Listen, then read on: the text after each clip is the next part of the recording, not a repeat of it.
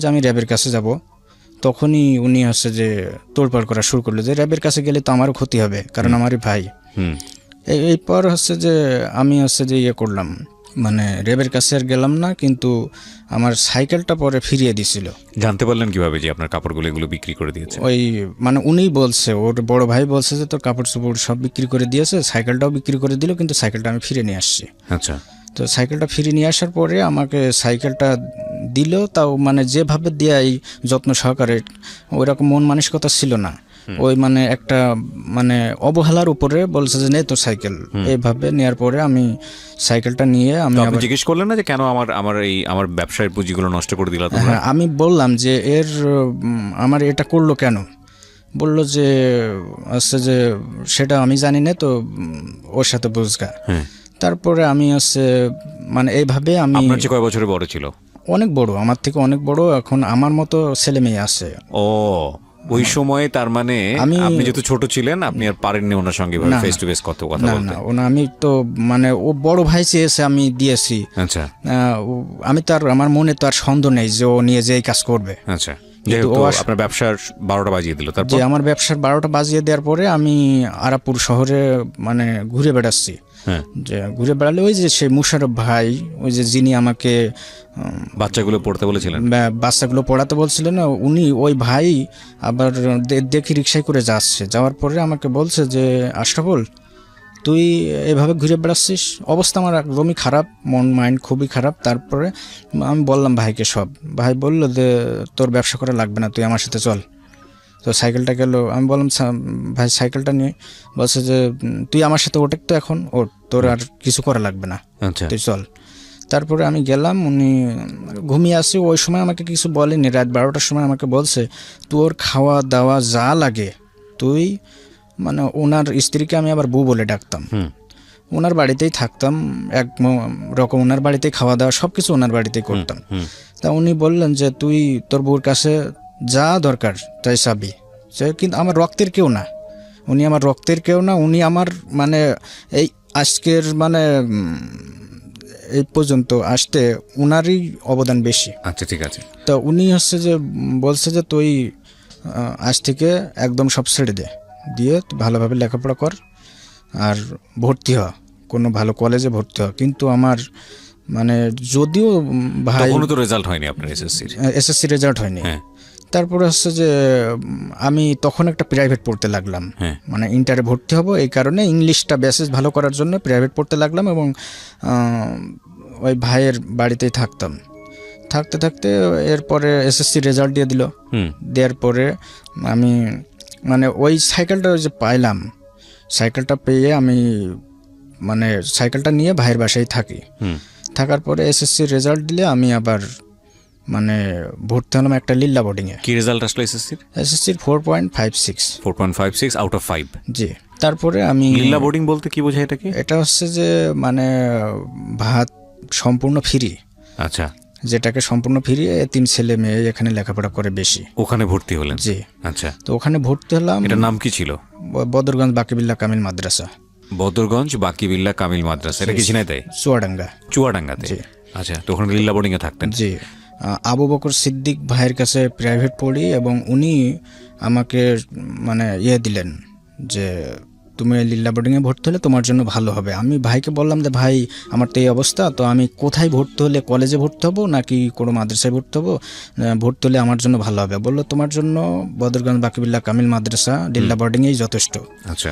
ওখানে কাজী জাহাঙ্গীর আনাম স্যার আছে, ওখানে ইংলিশে ভালো করতে পারবা, ওখানে ভর্তি হও। আচ্ছা। তারপরে ওখানে ভর্তি হলাম। ভর্তি হওয়ার পরে আমার মানে ওই যে ব্যবসাটা আবার শুরু করলাম, মানে ওই কাপড় ফেরি করে বেড়ানো ব্যবসাটা আবার শুরু করলাম। এর মধ্যে আমার পায়খানা দিয়ে প্রচুর পরিমাণে রক্ত পড়া শুরু হয়। ওইটা রক্ত পড়া শুরু হলে আমি মানে যখন টয়লেট থেকে উঠি তখন আমার মাথা পুরো মানে ভো ভো করে ঘুরতে থাকে এবং আমি মানে পুরো দুনিয়াটা অন্ধকার হয়ে যায়। তারপরে ওখান থেকে আমি মানে ভয় পেয়ে যাই, বিশাল একটা ভয় পাই যে আমার এই অবস্থা হওয়ার কারণ কি। তারপরে আমার ওখানকার বন্ধুরা আমাকে নিয়ে ডাক্তারের কাছে নিয়ে টানা হাসলা করে, ডাক্তারের কাছে ছোটাছুটি করার পরে ডাক্তার বলল যে এটা হচ্ছে যে পাইলস মতোই, কিন্তু পাইলস না ওটা, যেটা পাইলস থেকে হয় সেটা না, এটা হচ্ছে সরাসরি মানে খাদ্যনালী থেকে আসছে। আচ্ছা। তারপরে আমার মানে ডাক্তারে আমাকে যেভাবে চলতে বললেন আমি ওইভাবে চললাম। আপাতত ব্যবসাটা একটু বন্ধ রাখলাম। তারপরে এভাবে আমি মানে ওই যে রক্ত পড়া শুরু হলো, মানে প্রতিদিন অন্তত মুরগি জবাই করে দিলে যেভাবে রক্ত পড়তো ওইভাবে রক্ত তীরের মতো ছুটতো প্রতিদিন। কিন্তু ওইভাবে হতে হতে আমি মানে একদম শরীর একদম কঙ্কাল হয়ে যায়। তো কঙ্কাল অবস্থায় চলে যাওয়ার পরে আমার মানে মাথা একদম মানে গরম হয়ে যেত। সবসময় আমি দিনের ভিতর 3-4 বার গোসল করতাম। তারপরে এইভাবেই আমার চলতে চলতে আমি দেখলাম যে আমি তো শেষ হয়ে গেলাম। তারপরে আমার বন্ধুরা হচ্ছে যে বললো যে ওই যে মানে হোমিওপ্যাথি খেতে। আচ্ছা। তো আমি হোমিওপ্যাথি খেলাম আমার কাজী জাহাঙ্গীর নাম স্যারের কাছে। স্যার মারা গেছেন। স্যারকে উনি আমাকে ফ্রি চিকিৎসা করাতেন, বলতে যে তোর টাকা পয়সা লাগবে না, তুই যতদিন ওষুধ খাবি আমার কাছ থেকেই খাবি। আচ্ছা। এরপরে হোমিওপ্যাথিতেও কোনো কাজ হয় না। তারপরে মানে ওখান করেই শাহরের নাফিস ভাই, বদরগঞ্জেরই শাহরের নাফিস ভাই বলেন যে আচ্ছা মনি তুই এখান থেকে ওষুধ খেয়ে দেখ, যদি কাজ হয় তাহলে ভালো, টাকা পয়সা লাগবে না। তারপরে ওষুধ খেলাম, কোনো কাজই হয় না, কোনো কিছু তো বন্ধ হয় না। এরপর আমি কবিরাজি চিকিৎসা শুরু করি। আচ্ছা। কবিরাজি বিভিন্ন গাছগাছলা খাই এবং আমার মানে বাগানের গাছগাছলা খাই। তো এভাবে আমার বন্ধুরা টিটকিরি মারতো যে আশরাফ হচ্ছে আশরাফের কারণে বাগানে গাছগাছালি থাকার মতো নাই। মানে এত খাওয়া শুরু করলাম। মানে নিমের পাতা আমি মুট চাবিয়ে খেতাম, যাতে আল্লাহ সুস্থ করে দেয়, যাতে আমি আল্লাহ আমাকে সুস্থ করে দেয়, এই জন্য খেতাম। রক্ত পড়াটা বুঝতে পারছেন ভাই, মানে কেমন অবস্থা, মানে কোনো কাটা ছেঁড়া বাদে যদি রক্ত পড়ে তাও তীরের মতো, তাহলে কেমন মনে হয়। তখন আমার বাথরুম করা তখন একটা আতঙ্কের মতো হয়ে গেছে। তো ওই সময় আমার ওইভাবে রক্ত পড়তে আমি ওইভাবে মানে আমি আপাতত একটু সুস্থ হলাম। তারপরে ব্যবসাটা আবার শুরু করলাম। শুরু করতে এভাবে 2010-এর সেশনটা শুরু হলো। আপনার এখানে একটা নোট করার মতো যে ওই সময়টাতে প্রপার ট্রিটমেন্ট যেটা হওয়ার কথা ছিল সেটা আমি হতে পারেন নাই, কিন্তু কোনো রকম একটু সুস্থ হয়েছেন। কিন্তু তারপর আবার নতুন করে ব্যবসা শুরু তখন আপনি ভর্তি হয়েছেন ইন্টারমিডিয়েট বদরগঞ্জ বাকিবিল্লাহ কামিল মাদ্রাসায় ভর্তি হয়েছে। আচ্ছা, ওটাকে কি বলে? আলিয়া মাদ্রাসা মানে আলিয়া বলে। ইন্টারমিডিয়েটকে কি বলে? হচ্ছে আলিম বলে। আলিমে ভর্তি হয়েছে। ওকে, তারপর? তো ওটাই আমি মানে ওইভাবে চলতে আমি ব্যবসা শুরু করি। ব্যবসা শুরু করে তারপরে এইভাবে 2010-এর সেশনটা চলে গেল। 11 সেশনটা শুরু হলো। কারণ এর ভিতরে আবার ইয়ার চেঞ্জ পরীক্ষা, মানে বর্ষ শেষ পরীক্ষাগুলো আমি দিলাম, কিন্তু আমার হাত পা ওখান থেকেই আমার ওই রক্ত পড়ার কারণে আমার হাত পা মানে থরথর করে কাঁপা শুরু হলো। আমি লিখতে গেলে লাইন অন্য দিকে চলে যেত, মানে শরীরে এনার্জি নাই, শরীরে এত দুর্বল হয়ে গেছিল। তারপরে আর একটা জিনিস সেটা হচ্ছে যে ভাই বোঝার মতো যে যার মা বাপই নাই তার আবার কেয়ার নেবে কে? না, এটা আমি বলতে চাচ্ছিলাম।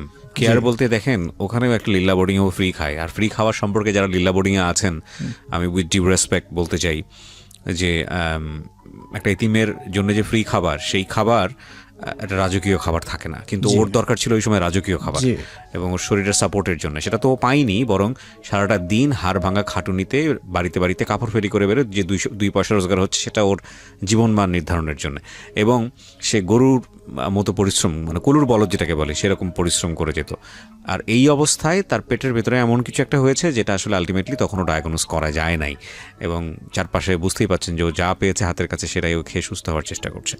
তাহলে শরীরের অবস্থাটা কি হতে পারে? ওর হাত পা কাঁপাকাঁপি তো খুবই স্বাভাবিক, এটাই আসলে ও বলতে চাচ্ছে। হ্যাঁ, তারপরে এভাবে 2011 সেশনটা শেষ হলো, কোনো রকম শেষ করলাম। ব্যবসার মাধ্যমে ব্যবসা করতে এভাবে শেষ করতে আমার মানে আলিম পরীক্ষার টেস্ট পরীক্ষা শুরু হলো। টেস্ট পরীক্ষা মানে শুরু হলেই আমি ব্যবসা বন্ধ করে টেস্ট পরীক্ষা দিলাম। টেস্ট পরীক্ষায় আমার রেজাল্ট একটু কমা হওয়ার কারণে আমার মানে নিজের মাইন্ডেই লাগলো যে এত কষ্টের পর যদি রেজাল্ট খারাপ হয় তাহলে তো মানুষের ভিতরে আমি মুখ দেখাতে পারবো না। রাইট। তারপরে আমি মানে ব্যবসাটা বন্ধ রাখলাম আপাতত। বন্ধ রেখে আমি ওই আলিম পরীক্ষা পর্যন্ত, মানে ফাইনাল পরীক্ষা পর্যন্ত, বোর্ড পরীক্ষা পর্যন্ত আমি স্থগিত রেখে আমি ভালোভাবে পড়তে লাগলাম। পড়তে পড়তে এইভাবে আমি মানে আলিম পরীক্ষা দিলাম চুয়াডাঙ্গা থেকে। আলিম পরীক্ষা দিয়ে আমি ওইভাবেই মানে আমার ছোটোবেলা থেকেই ইচ্ছা ছিল যে জীবনে বড় কিছু একটা হব।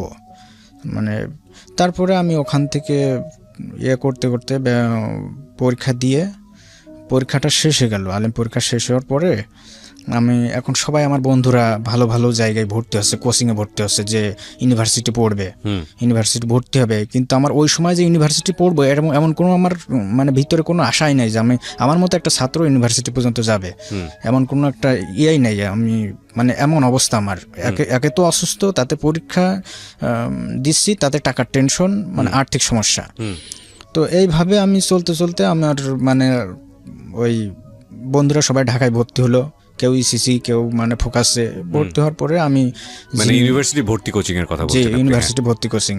তারপরে আমি মানে এইভাবেই আমি মানে আমার নানির বাড়িতেই থাকি, চলে আসলাম ফিরে। কিন্তু আসলে মূল কথা হচ্ছে যে আমার নানিও ছিল না, ওইভাবে নানিও মারা গেছিল।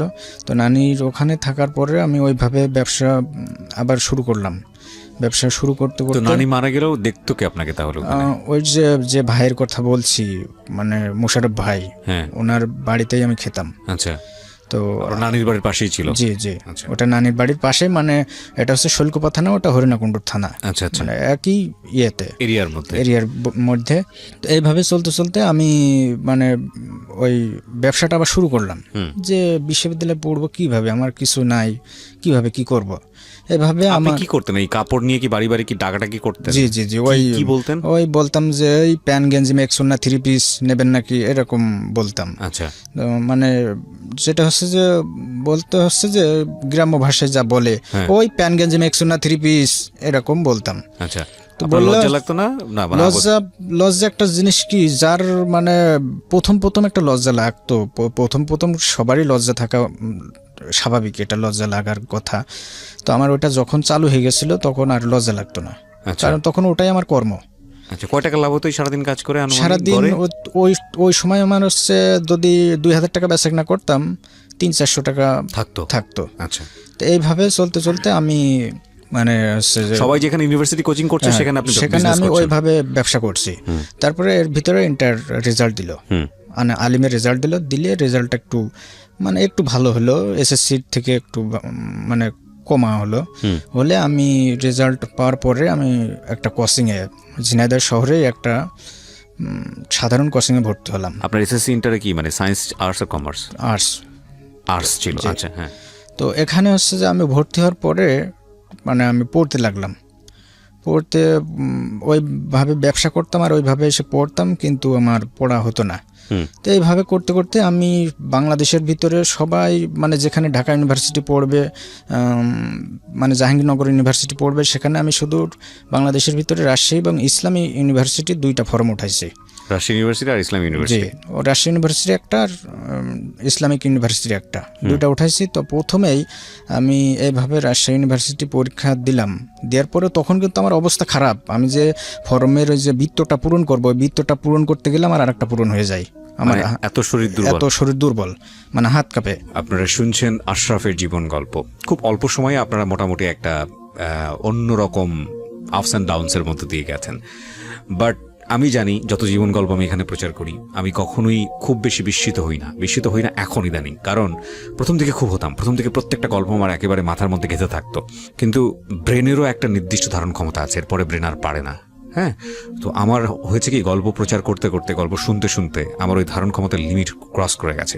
আমি খুব সহজে এখন আর অবাক হই না। মানুষের জীবন যে কতটা নাটকীয়তায় পরিপূর্ণ হতে পারে সেটা আমি মনে করি প্রত্যেকেই নিজের জায়গা থেকে রিয়েলাইজ করতে পারে। এটা খুব সহজ।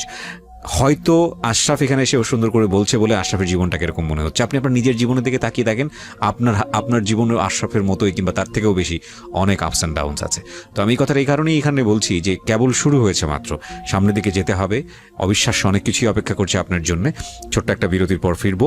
আর এই ফাঁকে আপনাদেরকে বলে রাখি, যারা এই গল্পটা ইউটিউবে শুনছেন, ঢাকা এফএম-এর ইউটিউবে, এবং একই সাথে রেডিওতে শুনছেন, তাদের সবাইকে বলবো আশরাফের একটা ভিডিও ফুটেজ আমার পার্সোনাল ইউটিউব চ্যানেলে দেওয়া আছে, ওখানে গিয়ে আপনারা ওনাকে সরাসরি দেখতে পারবেন। আমার ইউটিউব ঠিকানাটা হচ্ছে www.youtube.com/RJKibriya FM, RJKEBRIA FM। চ্যানেলটি আছে কিবরিয়া আরজে নামে। And please don't forget to subscribe. ওখানে সাবস্ক্রাইব বাটনে ক্লিক করে ডান পাশের বেল বাটনটি অন করে দেবেন, তাহলে এই চ্যানেলের সমস্ত কিছু আপনি আপ টু ডেট থাকতে পারবেন। কথা না বাড়িয়ে আমি আশরাফের কাছে আবার ফিরছি। তারপরে আমার মানে ওখান থেকে ফর্ম করতে করতে কিন্তু আমার 2টা ফর্ম নষ্ট করে ফেললাম। পূরণ করতে পারছেন না? পূরণ করতে পারছি না, ফর্ম পূরণ নষ্ট করে ফেললে তারপরে আমি স্যারের কাছে বলছি, ওখানে কর্তব্যরত স্যারকে বলছি যে স্যার আমি তো ফর্ম এইভাবে ভুল হয়ে গেছে, কি করব? বলছে ঠিক আছে ওটা রাখো, এটা নাও। আবার ওটা দেওয়ার পরে ওটাও আমি নষ্ট করে ফেলাই আমার হাত কাঁপার কারণে। কিন্তু স্যারের এগে গিয়ে বলে, মিয়া তুমি ইউনিভার্সিটি পড়বা আর ফর্ম নষ্ট করে ফেলছো বারবার। তো এইভাবে হওয়ার পরে স্যারের পা জড়িয়ে ধরার পরে আর একটা ফর্ম দেওয়ার পরে আমি ওই পরীক্ষাটা দিয়েই প্রথমেই আমার রাজশাহী ইউনিভার্সিটি ইসলামিক স্টাডিজে চান্স হয়। মাশাআল্লাহ। তো চান্স হওয়ার পরে আমি আবার পরের কিছুদিন পর ইসলামিক ইউনিভার্সিটি আবার কুষ্টিয়া ইসলামিক ইউনিভার্সিটি মানে হয়, পরীক্ষা হয়। ওখানে আমার মানে আরবিতে চান্স হয়, আরবি সাহিত্যে চান্স হলে আমার তখন একটা আসে যে মানে নিজের ভিতরে একটা মানে স্প্রিয়া জাগে, কনফিডেন্স চলে আসে যে আমি না ঢাকা ইউনিভার্সিটি ফর্ম উঠালে আমি ঢাকা ইউনিভার্সিটি চান্স পেতাম, মানে দুটাতে যেহেতু চান্স পেয়েছি ঢাকা ইউনিভার্সিটিতে পেতাম। তার পরের বছর কিন্তু আমি মানে পরের বছর আমি ওই আপনি কি করলেন, রাজশাহীতে ভর্তি হলেন না? রাজশাহীতে ভর্তি হইনি, চলে আসলাম ইসলামী বিশ্ববিদ্যালয়ে। ইসলামী বিশ্ববিদ্যালয়ে ভর্তি হলে আমার বাড়ির কাছে সেহেতু আমি ব্যবসাও করতে পারবো এবং ভালোভাবে পড়তেও পারবো এবং ঢাকা ইউনিভার্সিটির জন্য আমি একটু প্রিপারেশন নিতে পারবো। কিন্তু আমার ওই বন্ধুরা বললো যে ওই গ্রামে থেকে ঢাকা ইউনিভার্সিটি পড়ার আশা করা যায় না। জি।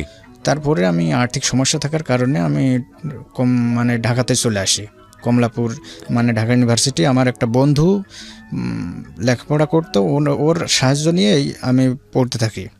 আপনি ঢাকাতে চলে আসেন, কোথায় থাকেন? ঢাকা ইউনিভার্সিটির জহুরুল হক হলে থাকতেন। আমি এখানে একটা কথা বলি, একটা যেটা হচ্ছে যে আপনি রাজশাহীতে চান্স পেলেন, রাজশাহীতে আপনি পড়েননি, ওই সময়টাতে ভর্তি হয়ে আছেন, ভর্তি হয়ে আছেন আপনি কুষ্টিয়াতেও আরবিকে ভর্তি হয়েছেন, কিন্তু আপনি দুটোর একটা তো পড়ছেন না। আপনার টার্গেট হচ্ছে পরের বছর যেভাবেই হোক আপনাকে ঢাকা ইউনিভার্সিটিতে আপনি চান্স নেবেন। তো ওই সময় জহুরুল হলের কোনো একটা বন্ধুর রুমে থেকে আপনি প্রিপারেশন নিচ্ছেন। আচ্ছা, এরপর আমি যে মানে টাকা পয়সার সমস্যা, আর্থিক ঢাকায় তো থাকতে হলে টাকা পয়সার দরকার। এরপরে আমি মানে বন্ধুদের বললে ওরা বলল যে আমার বন্ধু আসাদুজ্জামান আরিফ বাংলায় লেখাপড়া শেষ করছে, তো ও বলল যে এভাবে তো প্রস্তুতি নেওয়া যায় না, এইভাবে ঢাকা ইউনিভার্সিটি অনেক কঠিন, একটা হার্ডলি মানে করতে হবে। তারপরে আমি কমলাপুর রেল স্টেশনে পত্রিকা বিক্রি শুরু করলাম ওই সময়টাতে। আপনার কখনো মনে হয়নি যে আপনি যত বড় রিস্ক নিচ্ছেন, দুটো ইউনিভার্সিটিতে আপনি ভর্তি হয়ে আছেন, কোনো কারণে যদি আপনার এই ঢাকা ইউনিভার্সিটিতে আপনি চান্স না পান, ওটা যদি বাতিল হয়ে যায়? ভিতরে একটা মানে ছিল, মনের একটা জোর ছিল যে আমি ঢাকা ইউনিভার্সিটি চান্স পাবোই, মানে আপনি কোনো সেকেন্ড থট দেননি না? আচ্ছা। তারপরে আমি যে মানে এভাবে কমলাপুর রেল স্টেশনে পত্রিকা বিক্রি শুরু করলাম। আচ্ছা। করতে করতে আমি এভাবে রাত্রে এসে পড়তে মানে আমার মানে পরীক্ষা চলে আসলে আমি ঢাকা ইউনিভার্সিটি ঘ ইউনিটে ইংলিশে ফেল করলাম। ফেল করলে আমার আর এক সপ্তাহ পরে আবার আমার যেটা হচ্ছে খ ইউনিটে পরীক্ষা হবে, আমি ওইটাতে পরীক্ষার করার জন্য আমি ভালোভাবে প্রস্তুতি নিলাম, কিন্তু আমার চান্স হলো মানে পালি অ্যান্ড বুদ্ধিস্ট স্টাডিজ, কিন্তু আমার ছিল যেভাবে বড় কিছু হতে হলে পালি অ্যান্ড বুদ্ধিস্ট স্টাডিজে পড়ে কিছু হবে না। তারপরে পরের বছর রাজশাহী ইউনিভার্সিটিও ফর্ম ওঠানো ছিল। তারপরে আমার মানে যখন এই ঢাকা ইউনিভার্সিটি ভালো সাবজেক্ট না পেলাম, তখন আমার মাইন্ড খারাপ হয়ে গেল। আচ্ছা, যে কি করলাম, রাজশাহীও হারালাম, ঢাকাও হারালাম, এখন আমি তো মানে উভয় কুল হারিয়ে এখন আমি মাঝখানে একটা হাবুডুবু খাওয়া মতো অবস্থা। তারপরে রাজশাহী ইউনিভার্সিটি আবার মানে ভর্তি পরীক্ষা দিলাম। ভর্তি পরীক্ষা দিয়ে ওই মানে লিখিত পরীক্ষার কারণে আমার চান্সটা আবার হয়েছিল। এইভাবে আমি লিখিত পরীক্ষা দিয়ে আবার ওই ইসলামিক স্টাডিজে চান্স হয়। মানে মাঝখান থেকে 1 বছর নষ্ট হলো। জি। ওকে। তো মাঝখান থেকে 1 বছর আমার লস হয়ে যায়। এইভাবে আমি কত সালের দিকে ভর্তি হলেন ইসলামিক এটা হচ্ছে যে স্টাডিজে? 2013-14 সেশনে ভর্তি হলাম। 13 থেকে 14 সেশনে আপনি রাজশাহী ইউনিভার্সিটিতে ভর্তি জি হলেন। জি। ওকে। তো ভর্তি হওয়ার পর এইভাবে ভর্তি হওয়ার পরে ক্লাসটা শুরু হয়ে গেল। হ্যাঁ। শুরু হলে আমার মানে বাড়ি থেকে সব কিছু, নানি বাড়ি থেকে সব কিছু গুছিয়ে রাজশাহী ইউনিভার্সিটি চলে গেলাম। কোন হলে অ্যাটাচ ছিলেন আপনি? এটা শহীদ জিয়াউর রহমান হল। কিন্তু প্রথমেই তো হলে ওঠা যায় না, তো আমি লেখাপড়া শুরু করলাম, একটা মেসে উঠি। মেসে ওঠার পরে আমার অবস্থা হয়ে গেল কি, যে এমন অবস্থা, তখন আমার যে টাকা পয়সা গুছাইছিলাম ব্যবসা করে, ওই টাকাটা আমার বিশ্ববিদ্যালয়ে ভর্তির প্রস্তুতি নিতেই আমার শেষ হয়ে যায়। এই কারণে আমার মানে এমন একটা পর্যায়ে চলে যায় যে এমন কষ্টের ভিতরে, মানে এমন ইসের ভিতরে পড়ে যায় যে ওই মুহূর্তে আমি কিভাবে চলবো, এই চিন্তাটা আমার তখন মাথায় চলে আসে যে এখানে তো ব্যবসা করা যাবে না, এখানে কি করব। তখন হচ্ছে যে আমার মানে ক্লাসের ক্যাপ্টেন বন্ধু আবদুল্লাল মতিন, চুয়াডাঙ্গায় বাসা, ওর কাছে আমি সব শেয়ার করলাম, আমার সবগুলো বিষয় শেয়ার করলাম। করলে ও যে ম্যাচে থাকি একই ম্যাচে, ওই ম্যাচের মালিককে ও বলে যে আঙ্কেল এই অবস্থা। তো তারপরে আঙ্কেল বলে যে বাবা তুমি যতদিন থাকবা ততদিন আমার এখানে থাকবা, টাকা পয়সা লাগবে না। সম্পূর্ণ ফ্রি করে দেন, মাশাআল্লাহ। তারপরে আমি টাকা পয়সার জন্য ওই আঙ্কেলের ভাস থেকে মানে পড়াতাম। আচ্ছা। ওইভাবে মানে টিউশনি করতাম। তো ওই আবদুল্লাল মতিনি টিউশনি ঠিক করে দেয়। ঠিক করে দেওয়ার পর ওইভাবে টিউশনি করে আমি কোনো রকম চলি। আর মানে আমি তখন ওই মানে এতটাই অসুস্থ, এতটাই দুর্বল যে আমি তখন ভাত, মাছ, মাংস, ডিম, দুধ আমি খেতে পারি না, এমন অবস্থা। তো আমি ওই সময় থেকেই হচ্ছে যে ঠান্ডা জাতীয়, তরল জাতীয় খাবার খেতাম। তো এইভাবে আমার মানে মেসে ওই খাবারের সমস্যা থাকার কারণে মেসে থাকা হলো না, আমি হলে উঠে গেলাম। হলে ওঠার পরে আমার মানে অন্য একটা জীবন শুরু হলো। কিরকম? যে মানে বাইরের জীবন একটা, আর হলের জীবনে একটা মানে রাজনৈতিক পর্যায়ে। এদিকে আপনাকে বাধ্য হয়েছে? আমাকে বাধ্য করার মতোই এক প্রকার, কিন্তু তারপরেও আমি আসলে জড়াতে চাইনি, তো জড়াইনি এর ভেতরে। তো এরপরে আমি ওখান থেকে চলে গেলে ওখানেই আমি মানে টিউশনি করি ওই ইয়েতে, আর শহীদ জিয়াউর রহমান হলে থাকি। থাকার পরে এখন আমার এমন পর্যায়ে শুরু হলো যে আমি খাওয়ার টাকা নাই, পরের দিন আমি খাবো কি, এই চিন্তাটা আমার করতে হয়। তো আমি ওইভাবে মানে মানে কোনো পাস না, কুল কিনারা পাস না। এর ভেতরে মানে সেন্টার ফর জাকাত ম্যানেজমেন্ট থেকে একটা ফর্ম ছাড়ে। ফর্ম ছাড়ার পরে আমি মানে আবেদন করলাম। ওখানে আবেদন করলে আমার নামটা ওখানে আসে, মানে সব কিছু তুলে ধরে আমি আবেদন করলে ওখান থেকে আসে। মাসে 2000 টাকা করে আমার ওখান থেকে আসতো। কিন্তু ওই 2000 টাকায় আমার চলতো না, কারণ 2000 টাকা ওখানে খেতে, যেখানে 3000 টাকা মাসে হয় না, তারপরেও 2000 টাকায় কীভাবে হয়। তারপরেও আমি টিউশন করতাম। আর এইভাবে আমার একটা যে জামা কাপড় ভালোভাবে, ভালো শার্ট কিনবো, ভালো প্যান্ট কিনবো, আমার ওই অবস্থাটাও ছিল না। এমন পর্যায়ে চলে গেছিলো যে আমার মানে ভিক্ষা করার মতো অবস্থা। তারপরে আমি মানে ওইভাবে করতে করতে আমি টিউশনি করতে করতে আর ওই সেন্টার ফর জাকাত ম্যানেজমেন্টের ওই 2000 টাকায় চলতে এইভাবে আমার মানে চলে। মানে এভাবে 2014 সালের মে মাসের 20 তারিখে হঠাৎ আমি মানে আমার যে দুর্বলতা, অসুস্থতার কারণে আমি ভার্সিটি মেডিকেলে যাই। ভার্সিটি মেডিকেলে গেলে ভার্সিটির স্যার আমার সব কিছু শুনে বলে যে তুমি একটা বিশেষজ্ঞ ডাক্তার দেখাও, তোমার জাতীয় রোগ হয়েছে। জাতীয় রোগ? জি। তারপরে আমি স্যারকে বললাম যে স্যার, আমার ডাক্তারকে বললাম যে স্যার আমার জাতীয় রোগ মানে কি? বলছে যে তুমি ভালো ডাক্তার দেখাও, টের পাবা। তারপরে আমি আমার বন্ধু মতিনকে বললাম, ও আমাকে ডাক্তারের কাছে নিয়ে গেল। নিয়ে যাওয়ার পরে ডাক্তার মানে যে ডাক্তারের কাছে নিয়ে গেল, ওই ডাক্তার আমাকে মানে চেক আপ করে বললো যে আমার এখানে হবে না, খালেকুজ্জামান সরকারের কাছে নিয়ে যান। ওখানে আমাকে নিয়ে গেল। খালেকুজ্জামান সরকার কে ছিল? ডাক্তার, একজন প্রমিনেন্ট ডাক্তার। জি। আচ্ছা, কোথায় বসতো? উনি হচ্ছে রাজশাহী পপুলারে। ওকে। তো ওখান থেকে উনি আমাকে মানে পেটের ভিতরে মেশিন ঢুকাই দিল। ঢুকাই দেওয়ার পরে ওখান থেকে উনি বললো যে জটিল সমস্যা, তো মানে ঢাকায় নিয়ে যেতে হবে, এখানে সমস্যা খুব জটিল। তারপরে আমার মানে আরও ভয় হতে লাগলো যে খুলে বলে না কি হয়েছে? না, খুলে বললো না। খুলে না বলার পরে আমার বন্ধুরা মানে ওই সময় আমাকে নিয়ে ছোটাছুটি করতে লাগলো, এবং মানে আপনার ইউনিভার্সিটির বন্ধুরা? জি, আমার বন্ধুরা হচ্ছে যে মানে আমার ব্যানার পোস্টার সব কিছু ইউনিভার্সিটিতে মানে ইয়ে করলো। তো তখন তো রোগ ডায়াগনোজ হয়নি, তখনই কেন ব্যানার পোস্টার মানে করতেছে? তখন রোগটা হচ্ছে যে ওদের কাছে বলছিল, ও আপনাকে জানায়নি? না আমাকে জানায়নি। তারপরে এটা হওয়ার পরে মানে শুনলাম যে আমার স্টোমাক ক্যান্সার হয়েছে। কোথায় গিয়ে শুনলেন এটা? ওটা ঢাকা থেকে এসে। কি হলো ঢাকায় গিয়ে আপনি কি করলেন? ঢাকায় মতিঝিল শাহজাহানপুর ইসলামী হাসপাতালে এসে শুনলাম আমার মানে স্টোমাক ক্যান্সার। তো আমি ডাক্তার আপনাকে বললো? যে না, ডাক্তার আমাকে বলেনি, আমার মানে মানে শুনতে পাইছি আমি এইভাবে। কে বলে আপনাকে ইনফরমেশন? ওটা আমার এক বন্ধু, মানে আমার সাথে 3-4 জন ছিলেন, ওখানে একজন বলছিলেন। তো বলার পরে আমার মানে ভেঙে পড়ি আমি, যে আমি এত কষ্ট করলাম, এত কিছু করার পরেও যদি আমার এখন মারা যায় আমি, তাহলে তো আমার আর মানে অস্তিত্বই থাকবে না। তো আমি কিভাবে কি করব? তখন ওরা বললো যে যার কেউ নাই তার আল্লাহ আছে, তুই এত টেনশন করিস না, আমরা তো আছি। এটা কত সালে ধরা পড়লো? এটা হচ্ছে 2014 সালের মে মাসে, মানে ইউনিভার্সিটিতে ভর্তি হওয়ার 1 বছর পরের ঘটনা? ইউনিভার্সিটিতে ভর্তি হওয়ার ওই বছরেই, মানে 13-14 সেশন আপনার? হ্যাঁ। ওখানে আমার হচ্ছে যে চলতে চলতে আমার মানে ওই বন্ধুরা বললো যে এই অবস্থা। তো এখন আমার এখানে মতিঝিল 3 মাস চিকিৎসা করলাম, কোনো উন্নতি হয় না। ওই আমার রক্ত পড়তেই থাকে, এবং কিছু খাইলেই পেট ব্যথা করে, আর বমি হয়ে যেত, আর ঘন ঘন টয়লেট হতো দিন 7-8 বার। দিন 7-8 বার টয়লেট হওয়ার পরে আমার টয়লেট থেকে ওঠার পরে এমন অবস্থা হতো যে আমি টয়লেট থেকে আর উঠতে পারছি না, এমন অবস্থা। রক্ত পড়তো, আবার টয়লেটের সাথে রক্ত যেত, আর এইভাবে আমার মানে কিছু খেলেই আবার উঠে যেত, এই অবস্থা, মানে বমি এবং পায়খানা। মানে স্টোমাক ক্যান্সার ধরা পড়লো, এটা কোন স্টেজে ধরা পড়লো? জি, স্টেজটা কোনটা ছিল ক্যান্সারের? এটা হচ্ছে যে মানে প্রাথমিক পর্যায়ে, ডাক্তার বলছে প্রাথমিক পর্যায়ে আছে, তবে হচ্ছে যে রোগটা অনেক দিন ধরেই ওর ভিতরে বাসা বেঁধেছে। এক্স্যাক্টলি, মানে প্রথম দিকে হয়তো ভালোভাবে ডায়াগনোজ হলে আজকে এই অবস্থায় আসতো না। হ্যাঁ।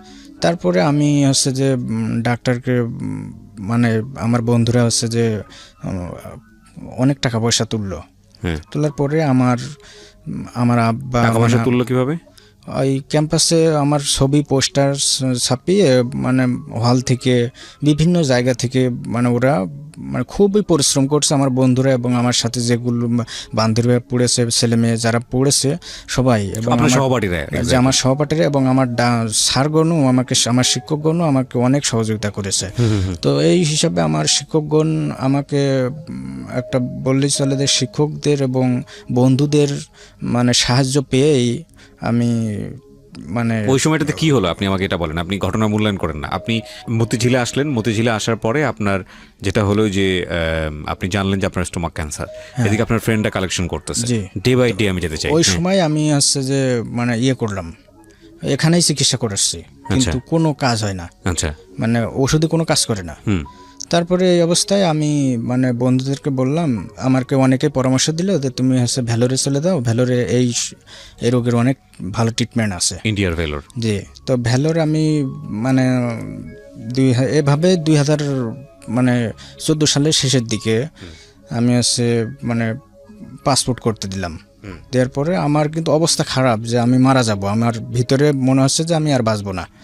তো এই অবস্থায় আমি 14 সালটা পার হওয়ার কাছাকাছি আমি পাসপোর্ট করলাম এবং ভিসা করলাম। ভিসা করার পরে আমার বন্ধুরা টাকা পয়সা তুলে আমাকে চিকিৎসা করানোর মানে আমাকে বাঁচানোর বহু চেষ্টা করছে। করার পরে বন্ধুরা আছে যে এইভাবে ইয়ে করে আমাকে ইন্ডিয়ায় পাঠালো। ইন্ডিয়া পাঠালে আমি। আপনি কি একাই গেলেন, আপনার সঙ্গে কেউ গেল? আমার সাথে ছিল 4 জন বিশ্ববিদ্যালয়ের ইউনিভার্সিটি ফ্রেন্ড। জি, 3 জন ছিল। তো এনারা হচ্ছে যাওয়ার পরে আমার ওখানে থেকে ডাক্তার বললেন যে রোগটা হচ্ছে যে মানে যে অবস্থা এখন পৌঁছে গেছে, তাতে হচ্ছে যে অনেক আগে থেকে যখন তোমাকে ধরা পড়ছে ওই সময় হলে তুমি এত বড় অবস্থা, খারাপ অবস্থা হতো না। ডাক্তার হিন্দি ভাষায় কথা বলে, ভাষাটা আমি বুঝতে পারছিলাম। তারপরে এইভাবে হতে হতে মানে আমার ডাক্তারের যে কথা, মানে ওদের বলছে যে কোনো নো টেনশন, অল টাইম মাস্তি করেগা, ফ্রেন্ড কে লিয়ে মাস্তি করেগা, মানে কোনো টেনশন করবে না, উপরেলা চাহে তো তুমি ভালো হয়ে যাবা। এইভাবে আমাকে স্প্রে দেয়, মানে ইয়ে করার পরে মানে ওই ডাক্তারের কথা শুনেই আমি মানে অর্ধেক ভালো হয়ে গেলাম, এমন অবস্থা।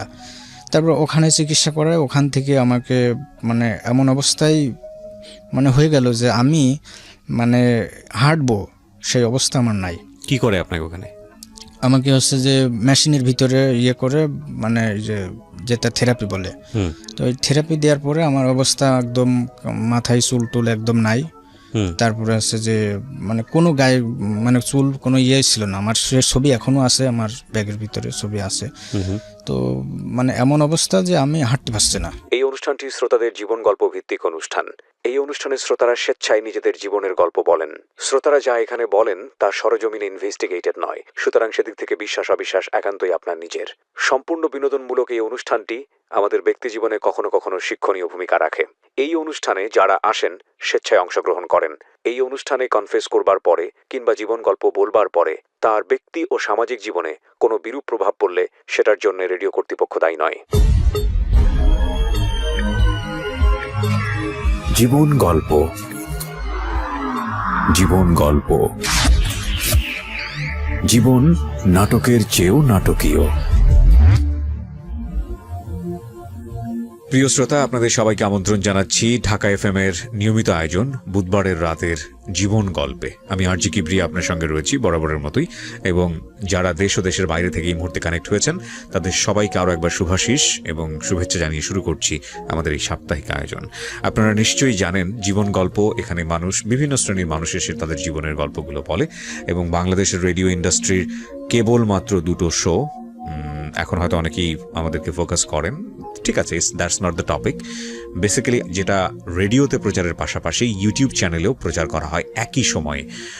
কখনো কখনো ইউটিউবে আগে প্রচার করা হয়, কখনো কখনো বলবো না আমি, ইউটিউব যেহেতু ওখানে একেবারে নির্ঝঞ্ঝাট, বিজ্ঞাপন বিরতি থাকে না, কোনো ব্রেক থাকে না, একটানা চলতে থাকে, সুতরাং ইউটিউবের শ্রোতারা আমাদের রেডিও শ্রোতার চাইতে অনেক বেশি এগিয়ে থাকেন শোনার দিক থেকে।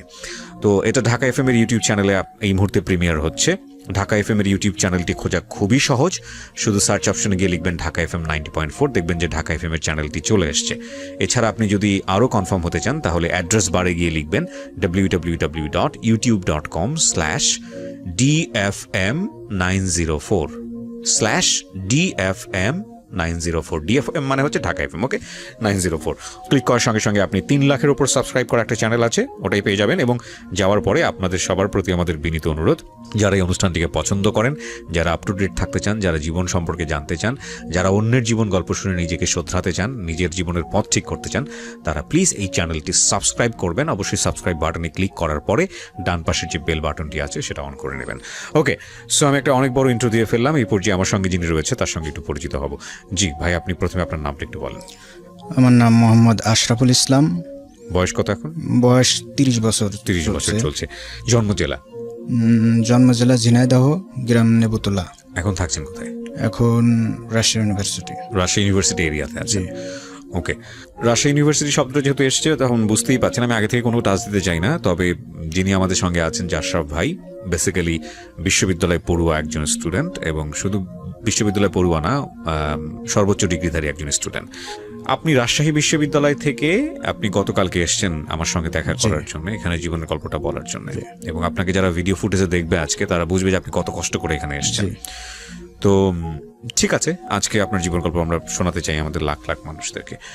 তো শুরু করুন আপনি একেবারে ছোটবেলা থেকে যেখান থেকে বলার আছে। আমি 1996 সালে আমার মানে আদর্শলিপির মাধ্যমে আমার লেখাপড়ার হাতে খড়ি হয়। 1999 সালে আমি 5ম শ্রেণী পাশ করি, এবং 2000 সালে একটা মানে হাই স্কুলে ভর্তি হই। হাই স্কুলে ভর্তি হওয়ার পরে ওখান থেকে লেখাপড়া চলছে, এভাবেই চলতে চলতে আমার মায়ের মানে মা 2002 সালে বুকের 2টা বাল্ব নষ্ট এবং লিভারে পানি জমে মারা যায়। তখন থেকেই আমার লেখাপড়া বন্ধ হয়ে যাওয়ার উপক্রম। তার কিছুদিন পরে আমার আব্বা হচ্ছে অ্যাজমা এবং টিবি প্যারালাইসিসে আক্রান্ত হয়ে মারা যায়। মানে আপনি তখন কোন ক্লাসে? আমি তখন এইটে পড়ি, ক্লাস 8-এ। আচ্ছা, এগুলো আপনার সব মেমোরিতে আছে, সব আপনি জি, নিজের চোখে জি। দেখেছেন। 8ম শ্রেণীতে পড়ি। যখন আমার মা মারা গেল তখন থেকেই আমার লেখাপড়ার একটা ধাক্কা মানে লাগলো যে আমি আর লেখাপড়া করতে পারবো না। আচ্ছা তারপরেও আমার মা বাবা মারা যাওয়ার পরেও আমি নানির বাড়িতে চলে যাই। আচ্ছা নানির বাড়িতে চলে যাই এবং মানুষের বাড়ি বাড়িতে কাজ কাম করি। আর মানে পরের ক্ষেত্রে জোন দেওয়া যাকে বলে, মানে কামলা যাকে বলে, ওইটা করি এবং আমার লেখাপড়া কোনো রকম চালিয়ে যায়। এবং 2005 সালে এসএসসি পরীক্ষা দিব বলে ফর্ম পূরণ করি। আমি ফর্ম পূরণ করি, কিন্তু আমার টাইফয়েড জ্বরে আক্রান্ত হওয়ার কারণে আমি 2005 সালে এসএসসি পরীক্ষায় অংশগ্রহণ করতে পারি নাই। আচ্ছা 2005 সালে এসএসসি পরীক্ষা দিব বলে আমি ফর্ম পূরণ করি, কিন্তু আমি 2005 সালে টাইফয়েড জ্বরে আক্রান্ত হই। টাইফয়েড জ্বরে আক্রান্ত হওয়ার কারণে আমি পরীক্ষায় অংশগ্রহণ করতে পারি নাই। তারপরে আমি 2006 সালে আবার পরীক্ষা দেবো বলে আবার প্রস্তুতি নিই, কিন্তু আমার এই ডান হাতের বৃদ্ধা আঙুলটি আঙুলহারা রোগে আক্রান্ত হয়, আমি পরীক্ষায় অংশগ্রহণ করতে পারি নাই। একদিন মানে এভাবেই আমার লেখাপড়া বন্ধ হয়ে যায়।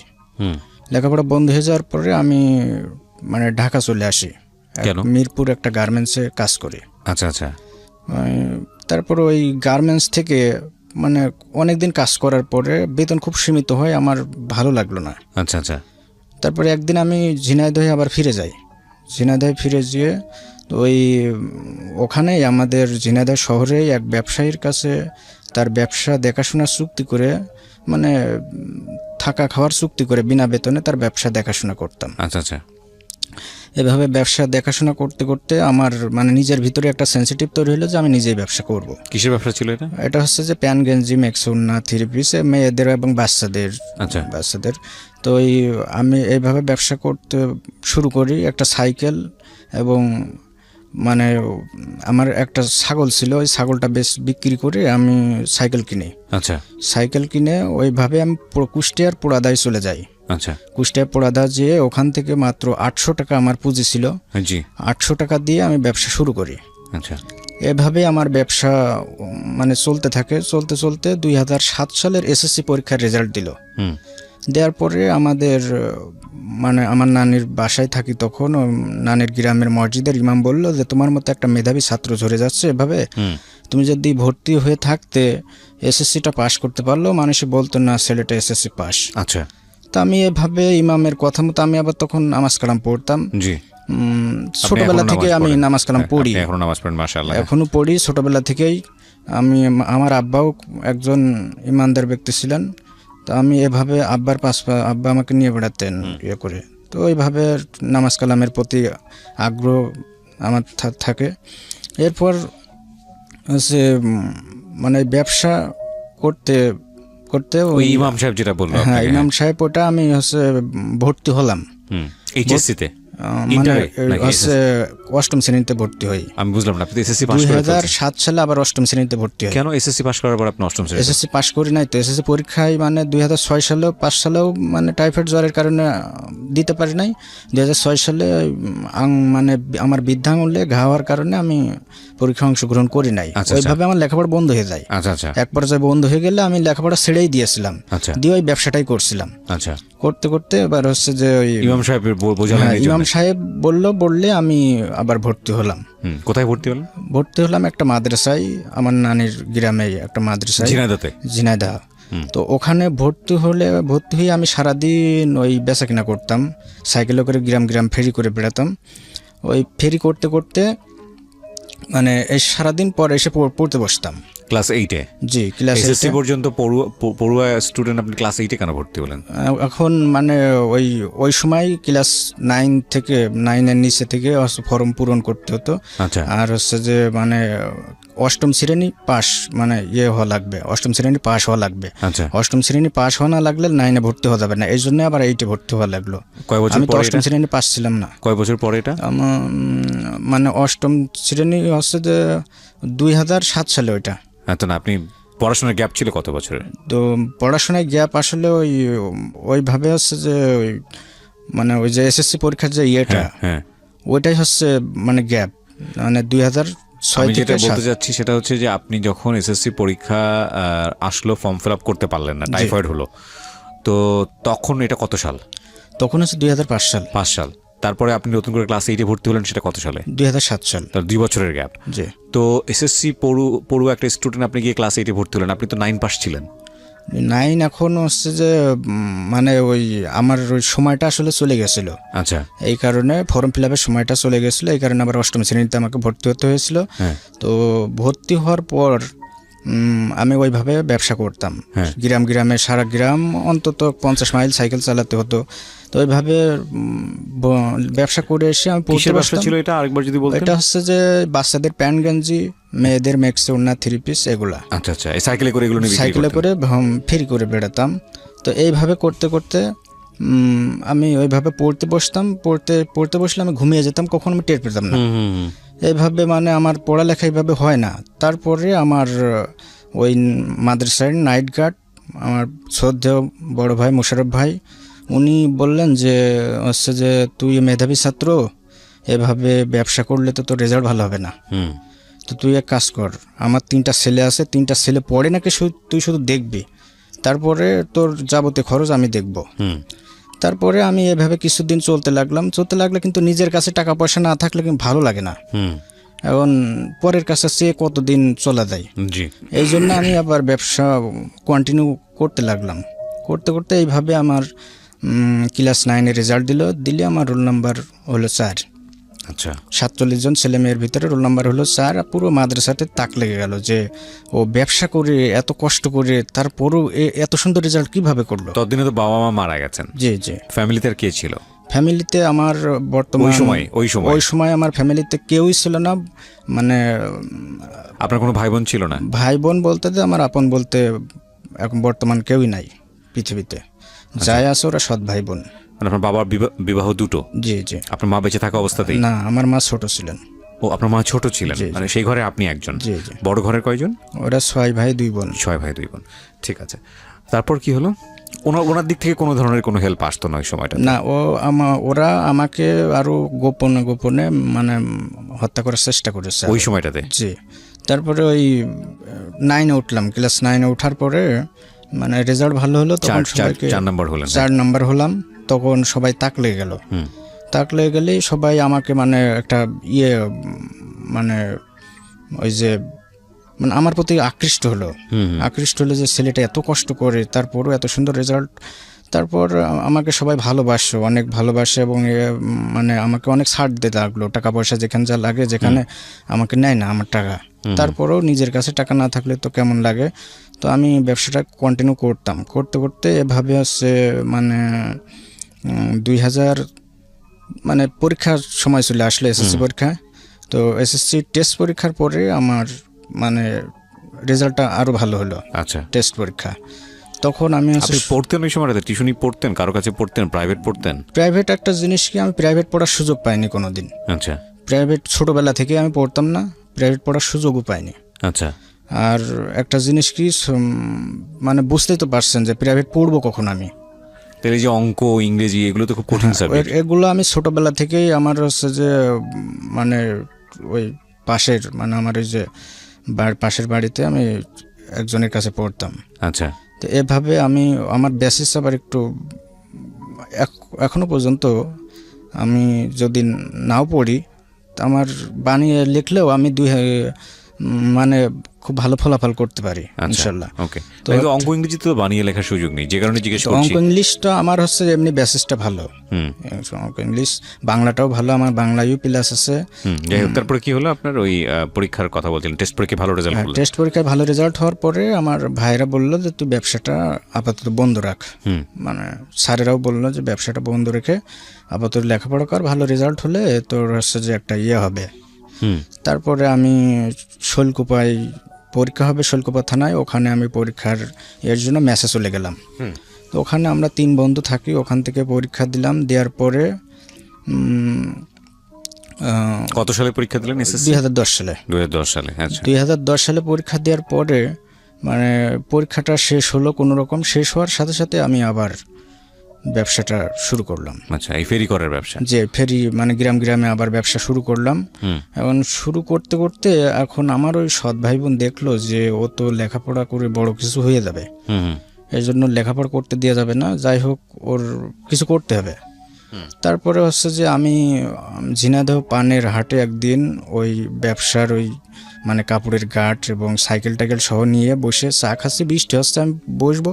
তো আমার ওই সৎ এক মানে ভাই, এখন ঠিক আছে, আপনি পরিচয় না বলতে চাইলে সমস্যা ভাই, নেই। উনি হচ্ছে বললেন যে মনি সাইকেলটা দে, আমি একটু ঘুরে আসছি। কিন্তু আমার সাইকেলে আমার কাপড়ের গার্ড বাঁধা এবং সামনেও অনেক কাপড় চোপড়, এই যেগুলো ব্যবসার জিনিসগুলো থাকে এগুলো আছে। তারপরে আমি ইতস্তত বোধ করলাম যে না, আমি দেওয়া যাবে না, হচ্ছে যে এটা আমি বুধবারে মাল তুলেছি 10,000 টাকার, আমার বৃহস্পতিবারে হাটের দিন বিক্রি করতে আসছি, এই আমার আজকে বেচাকেনা করলে অনেক একটা ইয়ে হবে, তো আমি এখন তো এটা করতে পারবো না। তো টিপ টিপ করে বৃষ্টি হচ্ছে ওই সময়, তো বলছে যে তুই বসে চা খা, আমি ঘুরে আসছি। এইভাবে উনি আমার কাছ থেকে ছিনতাই করে নিয়ে চলে গেল। আপনার সৎ ভাই, আমার সৎ ভাই ওই কাপড় চোপড় কাপড় চোপড় সাইকেল সহ ছিনতাই করে নিয়ে চলে গেল। আচ্ছা, নিয়ে গিয়ে উনি সাইকেল সহ ওগুলো বিক্রি করে দিলেন। বলেন কি বিক্রি করে দিল, আপনি জানলেন কিভাবে? এটা হচ্ছে যে মানে আমি জানছিলাম পরে, হচ্ছে যে গিয়ে কি আর ফিরে আসেনি মানে না, গিয়ে আর ফিরে আসেনি উনি। আচ্ছা, তারপর আপনি যোগাযোগ করলেন না কি করলেন? তারপরে আমি ওর বড় ভাই, মানে যিনি বড়, ওদের সবার বড় জনের কাছে যে বললাম যে ভাই অমুক আমার সাইকেল এবং কাপড়ের গাঁট সহ নিয়ে গেছে, আমি কি করব? তবে ওসব আমি জানি না, ও সব তুই যা করবি করবে যা।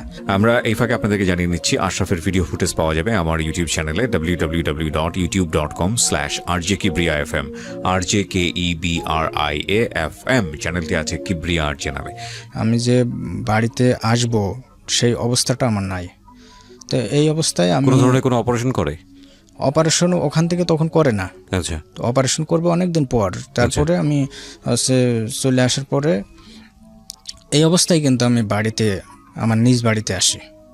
কতদিন পরে আসলেন? নিজ বাড়িতে আসলাম হচ্ছে ভেলোর থেকে। ভেলোরে থাকলেন কতদিন? ভেলোরে থাকলাম হচ্ছে 1 মাস 26 দিন। আচ্ছা, 1 মাস 26 দিন পর আমি ভেলোর থেকে আসলাম।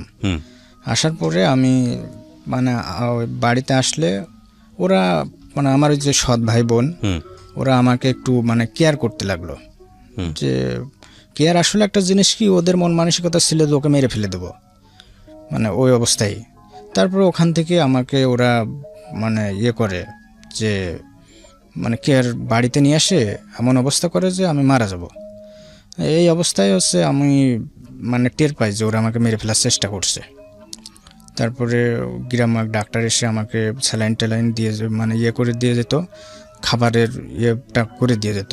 তা আমি ওই মানে জাউ ভাত আর হচ্ছে তরল জিনিস খেতাম, শক্ত ভাত, মাছ, মাংস, ডিম, দুধ কিছুই খেতে পারি না। তো এই অবস্থায় হচ্ছে যে আমার তরল জাতীয় জিনিস আমাকে রান্না করে দেবে এমন লোকও নাই। তো ওরা যা দিত ওইটাই খেতাম। ওইটাই খাওয়ার পরে তারপরে আমি মানে অবস্থা একদমই খারাপ। আমার বন্ধুরা খোঁজ খবর নেয় যে কি অবস্থা। আমি আবার ওই ছোটোবেলায় মানে ওই যে মোশারফ ভাইয়ের বাসায় ওখানে চলে যাই। ওখানে চলে গেলে ওখান থেকে আস্তে আস্তে আমার মানে ওখানে একটা চাচাতো বোনও ছিল। তো ওখানেই থাকতে থাকতে আমার মানে অবস্থাটা একদম মানে না খেয়ে আমার অবস্থা এমন যে একদম কঙ্কাল অবস্থা। কঙ্কাল হয়ে গেলে এর ভিতরে আমার থেরাপি দিয়েছে। থেরাপি দেওয়ার পরে আমার অবস্থা খুবই খারাপ। এইভাবে আমি চলতে চলতে মানে 2015 সাল শেষের দিকে আমি মানে এসে হলেই আসি। হলে থাকলে আমার অবস্থা মানে একদম শোচনীয় অবস্থা। আমি কিছু আপনি আবার হলে চলে গেলেন ইউনিভার্সিটি হলে? আচ্ছা, হলে যে আমি নিজেই রান্না করে খেতাম, নিজে ওই যে তরল জাতীয় খাবার, ওই যে জাউ ভাত যেগুলো বলে ওটা রান্না করে খেতাম, আর ওইভাবেই মানে চলতো। কিন্তু এর ভিতরে আমার টিউশনি, তারপরে হচ্ছে যে মানে সকল ইনকাম সোর্স, মানে শুধু ওই জাকাত ম্যানেজমেন্টের ওই টাকাটাই আসে, সকল ইনকাম সোর্স আমার বন্ধ হয়ে যায়। পড়াশোনা তো গ্যাপ হয়ে গেছে। পড়াশোনাও গ্যাপ, মানে আমার স্যারেরা ভালো হওয়ার কারণে, আমার শিক্ষকগণ আমাকে যে মানে সাহায্যটা করেছে, এই কারণে আমি লেখাপড়াটা মানে কন্টিনিউ করতে পেরেছি। আমি শুধু মানে সব সময় মানে বছরের অধিকাংশ সময় ভারতেই থাকতাম। পরীক্ষার সময় এসে কাগজপাতি দেখিয়ে ফর্ম ফিল আপ করে পরীক্ষা দিতাম। আচ্ছা, এটা করতাম। তো এইভাবে মানে ফার্স্ট ইয়ার চলে গেল, মানে সেকেন্ড ইয়ারও শেষের দিকে। তারপরে হচ্ছে যে মানে আস্তে আস্তে আমি ভালো হয়ে যাই। তো ভালো হয়ে গেলে আমার মানে অবস্থা একদম মানে খারাপ হয়ে যায়, যে তখন আমি আবারও মানে ভারতের উদ্দেশ্যে রওনা হলাম, এবং ভারতে মানে ট্রেনের ভিতরে 54 ঘন্টাও লাগে এবং 36 ঘন্টাও লাগে ট্রেনের ইয়েটা। ওভাবে যেতে যেতে আমি ওই যে 2-3 দিন পর পৌঁছাই। পৌঁছানোর পরে আমি ডাক্তার পেতে আমার দেরি হয়, এবং আমি 26 তারিখে, মে মাসের 26 তারিখে পৌঁছাই 2016 সালের। তো 26 তারিখে যাওয়ার পরে ওখানে ডাক্তার ইয়ে করলাম, ডাক্তারের ডেট পড়লো আমার পরের মাসের 23 তারিখে, জুন মাসের মানে 1 মাস গ্যাপ। জি, 1 মাস গ্যাপ। তখন আমি ওই সময়টাতে আমার ঈদের সময়, জি, তো আমার বন্ধুরা হচ্ছে যে ঈদ করবে, ওর মা বাবা সবাই আছে, তো ওদের সাথে ঈদ করবে, এ কারণে ওরা মানে ওর মা বাপ অনেক ইয়ে করতে লাগলো, ওদের মা বাপ, যে তোরা চলে আয়, আবার যাস। তো ওরা এই কারণে আমাকে রেখে একজন আমার কাছে থেকে মানে আমার বন্ধু আছে মোহাম্মদ আলী, ও আমার কাছে থাকলো, এবং আবু সাইদ আমার কাছে থাকলো।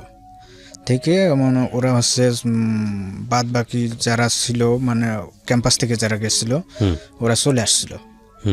চলে আসার পরে এবং আমার ঈদের পরে 23 তারিখের পরে আবার চিকিৎসা শুরু হয়। চিকিৎসা শুরু হলে ডাক্তার আমাকে মানে বলল যে রোগীর মানে লাইফ মানে খুবই বড় সমস্যা, ওই করতে হবে, মানে 3 মানে অপারেশন না করলে, অপারেশন মানে যে কোনো সময় রোগীর দুর্ঘটনা ঘটে যেতে পারে, অপারেশন করতে হবে। এই সময় আমার বন্ধুদের ডাক্তার বলল যে রোগীর আত্মীয়স্বজন কই। তখন আমার বন্ধুরা বললে, ধরো ওর তো আসলে আপন বলতে কেউ নাই, আমরা ছাড়া, বন্ধুরা ছাড়া কেউ নেই। বললে তোমরা কি হওয়ার? বললো আমরা বন্ধু। তোমরা বনসই দিতে পারবা যদি রোগী মারা যায়? বললো দায়িত্ব আমরা নেব। তাই এই সময় আমার মানে বন্ধুরা হচ্ছে যে করলো, মানে বনসই দিল জাকির হোসেন এবং আমার বন্ধু হচ্ছে মতুর রহমান নীলফামারী। যারা বনসই দেওয়ার পরে আমার অপারেশন হওয়ার পরে আমার অপারেশন চলছে। অপারেশন চলার পরে মানে আমার ওই অপারেশনটা চলছে অন্তত 3.5 ঘন্টা লেগে গেছে, কিন্তু অপারেশন আমার শেষ হয়নি। ডাক্তার আমাকে মানে এখান থেকে মানে পেটের নিচ থেকে অবাস করছে, অ্যানেস্থেসিয়া দিয়েছে। জি, অবাস করলে আমার উপরে ঠিকই আছে, কিন্তু আপনার পেটের যে অপারেশনটা হয়েছে, জি, এটা বেসিক্যালি কিসের অপারেশন ছিল?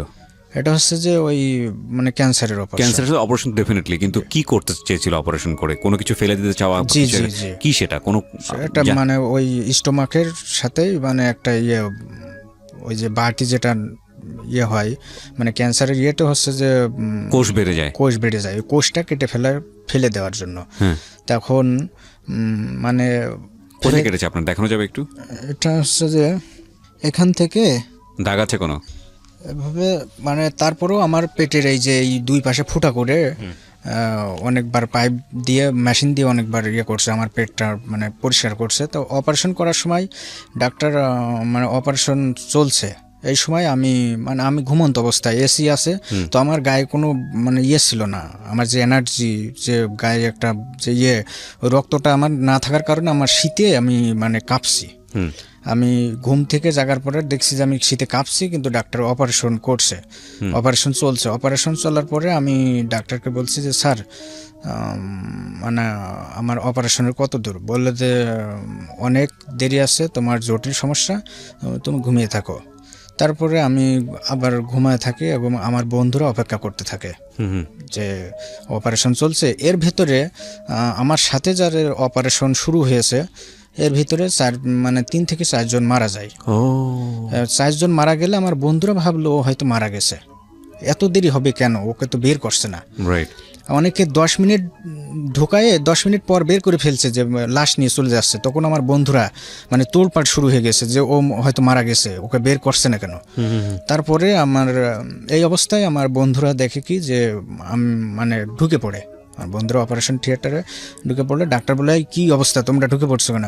বলছে স্যার আমাদের রুগী রয়েছে আশরাফুল ইসলাম আপন, মানে আমার বন্ধুরা আমাকে ওই নামে করতো। তারপরে আমার স্যার ডাক্তার বললো যে রুগীর অবস্থা ভালো আছে, তোমরা এখন যেতে পারো।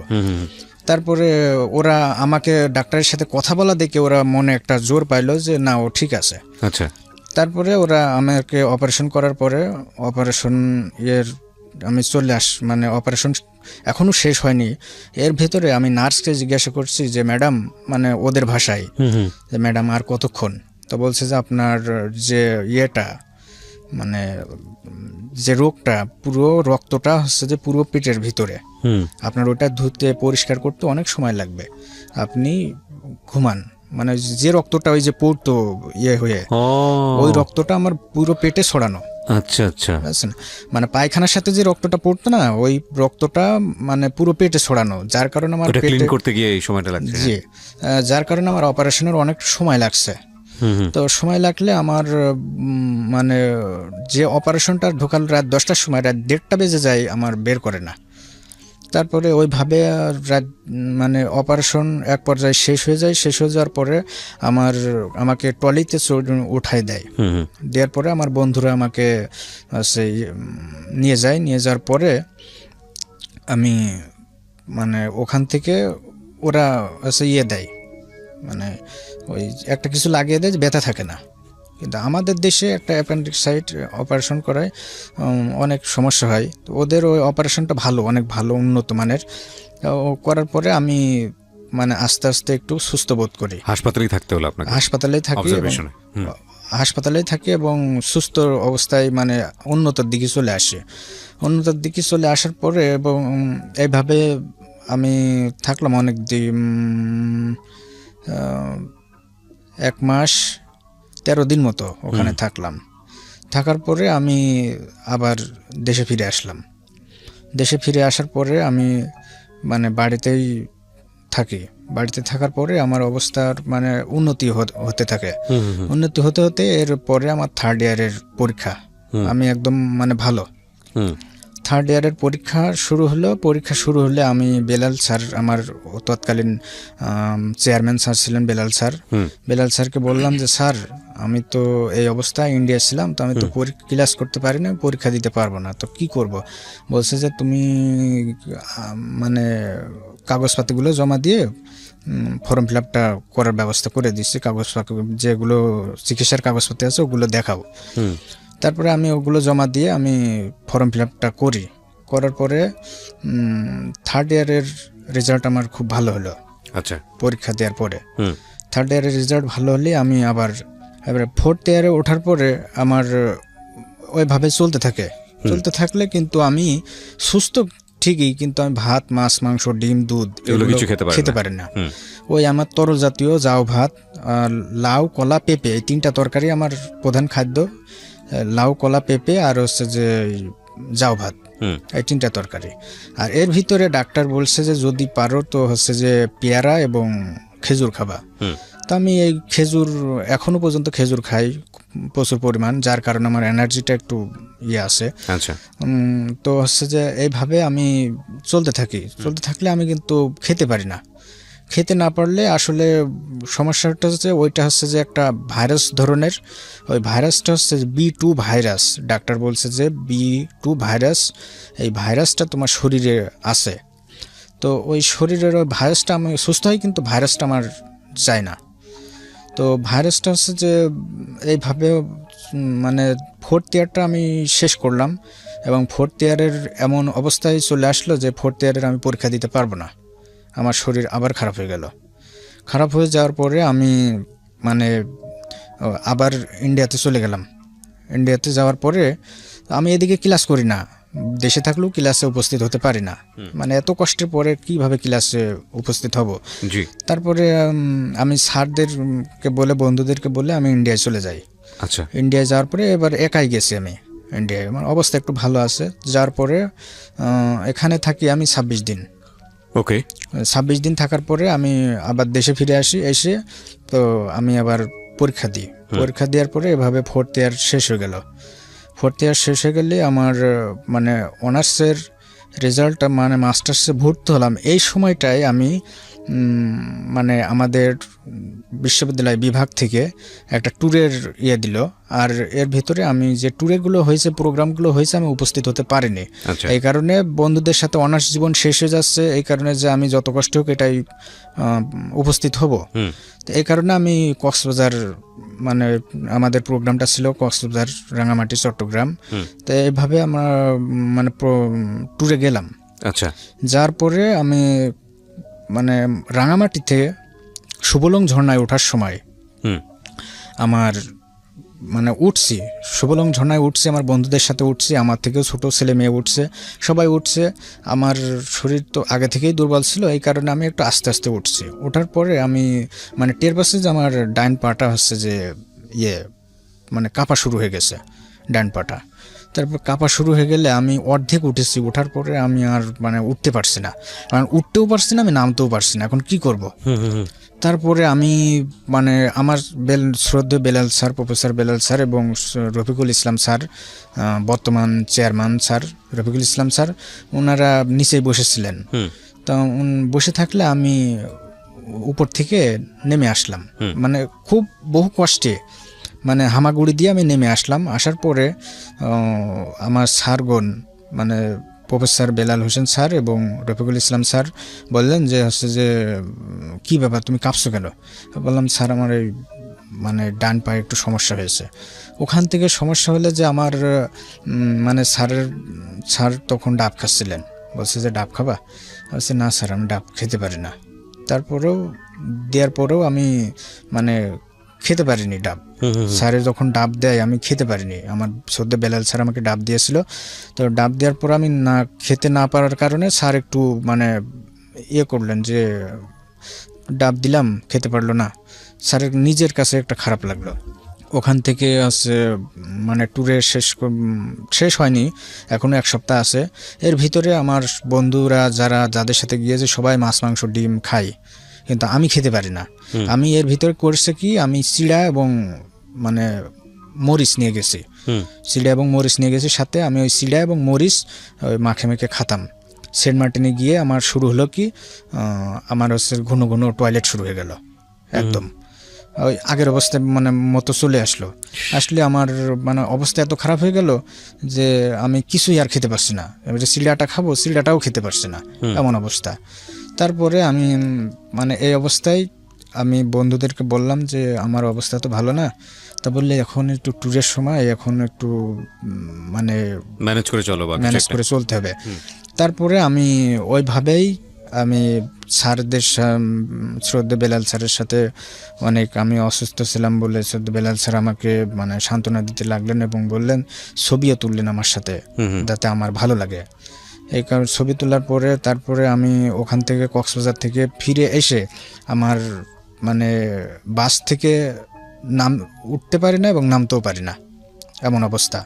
তো আমার হচ্ছে ডান পায়ে ব্যথা হয়, আমি এভাবে ব্যথার ওষুধ খাই।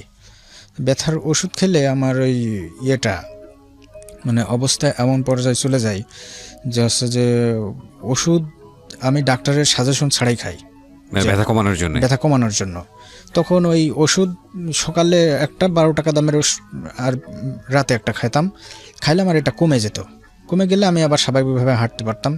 এভাবে করতে করতে আমি মানে অবস্থা প্রায় মানে খারাপের দিকে। তখন আমার খালা বাড়ি আছে ফরিদপুর, তখন আমি ফরিদপুর চলে যাই। খালা বাড়ি অবস্থা তো ভালো না, তো খালা বাড়ি চলে যাওয়ার পরে ওখানে আমার খালা ওই ফরিদপুর মেডিকেলে আমাকে দেখানোর পরে ডাক্তার বললো যে ওর এই পায়ে মানে এখান থেকে মানে বলটা মানে একটু শুকায় গেছে। তারপরে আমি ওষুধ দেওয়ার পরে ওষুধই কোনো কাজ করে না।